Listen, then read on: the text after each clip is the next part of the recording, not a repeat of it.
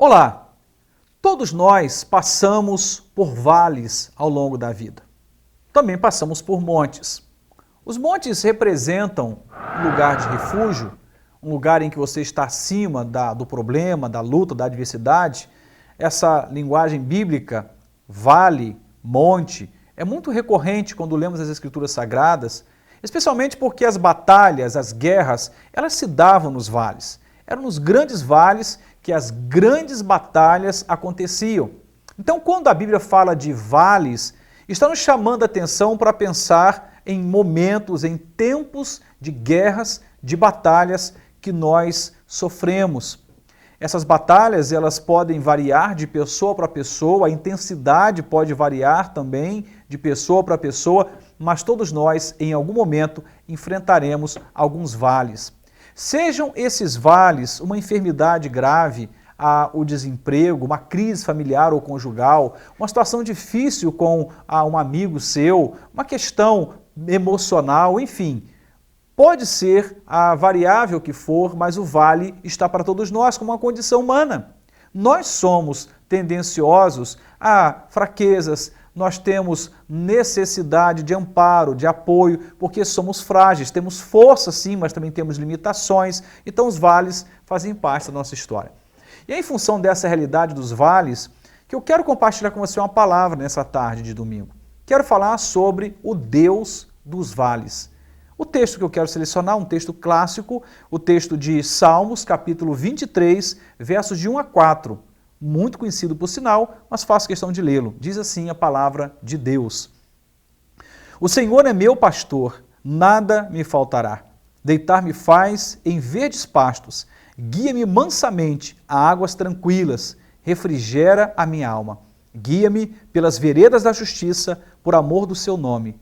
Ainda que eu andasse pelo vale da sombra da morte, não temeria mal algum, porque tu estás comigo, a tua vara e o teu cajado me consolam. Texto belíssimo, como dizia, muito conhecido, um texto clássico, talvez um dos textos mais conhecidos da Bíblia, mas um texto profundo, relevante em seu significado, em suas verdades espirituais para nós. Como dizia agora há pouco, todos nós passamos por vales. Não queremos os vales. Se pudéssemos evitá-los, o faríamos. Mas não é possível, os vales estão para nós. A questão é, aonde Deus está numa hora como essa? Quando eu enfrento minhas maiores batalhas, quando as piores guerras acontecem dentro e fora de mim, aonde Deus está?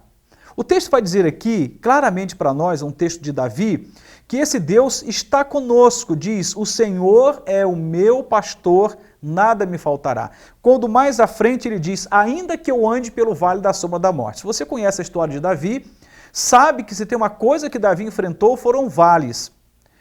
Inclusive, dentre os grandes reis de Israel, poucos enfrentaram tantas batalhas, tantas guerras como Davi enfrentou. Ele esteve tão envolvido com as batalhas, com os campos de guerra, que ele não se sentiu, inclusive, em condição de construir o templo, delegando a Salomão, achando que suas mãos estavam sujas de sangue. Tamanha a intensidade dos atos de guerra que Davi enfrentou. Um homem que expandiu o território de Israel e que, em função disso, enfrentou muitos vales. Ele diz, ainda que eu passe por isso, não é uma hipótese vazia, é uma realidade que ele já havia passado e está dizendo que poderia passar de novo, mas diz, ainda que isso ocorra, ainda que eu passe pela experiência de estar num vale, e um vale não qualquer, ele diz um vale da sombra da morte, ou seja, um estado de guerra, de batalha tão intensa que me sugere que o final seja a morte. Ainda que isso aconteça, ele diz claramente aqui, que o Senhor traria refrigério para a sua alma e o guiaria pelas veredas da justiça. E aí ele fala do pastoreio de Deus, ele diz o Senhor é o meu pastor. Que coisa interessante a gente observar os detalhes desse texto. Quando ele inicia o texto, ele chama Deus de Senhor, um Deus que tudo governa, um Deus que tem em suas mãos o cetro de um rei, na sua cabeça a coroa de um rei, um Deus que tudo governa, mas que por ninguém e por nada é governado. Um Deus que chama à existência o que ainda não existiu, um Deus criador. E esse Senhor, ele também é chamado no mesmo texto de meu pastor. Isso é um ganho enorme para a época, porque se tinha o entendimento desse Deus Criador, Senhor, mas ele lá de longe, não Deus de perto. E Davi então aproxima esse Deus Criador dizendo, ele não só apenas criou e é Senhor e soberano, mas ele é meu pastor. E ele chama atenção para a intimidade dele com esse Criador, com esse Deus soberano.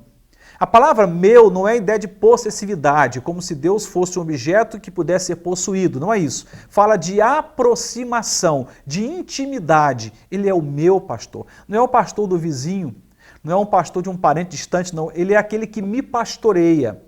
Subentendendo então de que Davi tinha um coração pastoreável, de que Davi se permitia ser cuidado. Tem muita gente que até enxerga Deus como Senhor e até acha que Deus é pastor, mas não tem um coração ensinável, pastoreável, humilde, capaz de ser cuidado. Davi não diz, olha, eu sei que eu preciso do cuidado, do amparo desse Deus. E o meu coração é pastoreável, por isso chamo o Senhor de meu pastor. E a conclusão que ele chega é, nada me faltará.